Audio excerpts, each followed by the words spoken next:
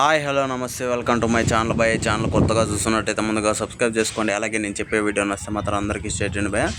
అయితే ఈరోజు మన టాపిక్ వచ్చేసి మన గేమ్ చేంజర్ నుంచి అయితే ఇంకో సాంగ్ అయితే రాబోతుంది. యాక్చువల్గా అయితే సాంగ్ అయితే ఈ పాటికే వచ్చేయాలి, అంటే 28వ తారీఖు అనేది సాయంత్రం చెప్పారు. కాకపోతే టైమింగ్ ఇంకా మెన్షన్ చేయలేదు, కాకపోతే ఇప్పటికి వచ్చేయాలి. నేనైతే ఈ సాంగ్ కోసం చాలా వెయిట్ చేస్తున్నా భయ్. ఎంతలా అంటే అసలు నిజంగా నేను అంటే మన శ్రేయ ఘోషల్ గారి వాయిస్ విన్నాను, పాట విన్నాను, జర్నా హైరానా అని చెప్పేసి అసలు మైండ్ దుబ్బేసింది అని చెప్పచ్చు.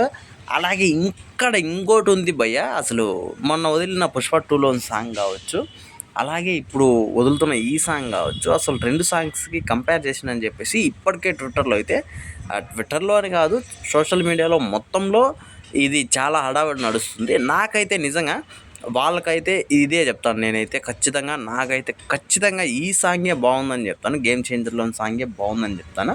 అంటే ఆ ఐటెం సాంగ్ కంటే నిజానికి ఐటెం సాంగ్లో దెబ్బలు పడదాయిరా నీకు అన్నం తప్పించి ఇంకేం లేదు. ఓకే, అది పక్కన పెడితే ఇక్కడ చాలామందికి కూడా అంటే అసలు వీళ్ళిద్దరు సినిమాలు కాంపిటీషన్గా తీసుకోవాలని చెప్పేసి చాలా ఇది ట్రోల్స్ చేయడం కానీ, అలాగే వాళ్ళ సినిమాలు వీళ్ళు చేయడం కానీ, అంటే ఫ్యాన్స్ హీరోలు కాదు వాళ్ళు కొంతమంది చేస్తున్నారు అట్లా. అయితే అది పక్కన పెడితే మన అల్లు అర్జున్ అన్నకి ఇది చాలా ప్రెస్టేజ్ సినిమానే, అలాగే మన రామ్ చరణ్ అన్నకి గేమ్ చేంజర్ చాలా ప్రెస్టేజ్ సినిమానే. మరి చూడాలి ఈ రెండు సినిమాలు ఏ సినిమా ఏ రేంజ్లో ఆడుతుందని చెప్పేసి. అయితే ఇప్పుడు ప్రస్తుతానికి పాటల గురించి అయితే చెప్పుకున్నాము.